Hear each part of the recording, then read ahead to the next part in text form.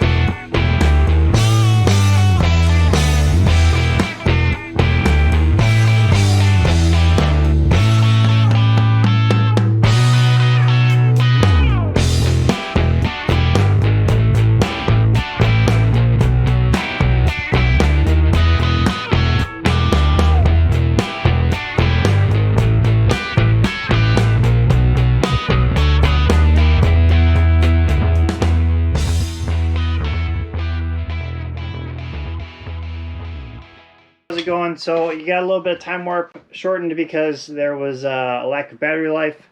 Again, I charge this thing all the time, but it just doesn't always have the length of how long I'm working out here. So what you can see in the background is I got all of the shelf up here. So this thing is like super duper sturdy, so it's not going anywhere, which is awesome. And this is the additional bookshelf that was kind of wanted and requested above here to just store items, books, whatever, that can kind of roll around, bang around. And then it just provides just that much more space to put things, you know, as you're transitioning from a apartment to something that is not even a tenth the size. Also, I got this one done in the kitchen here too. Just added this one in.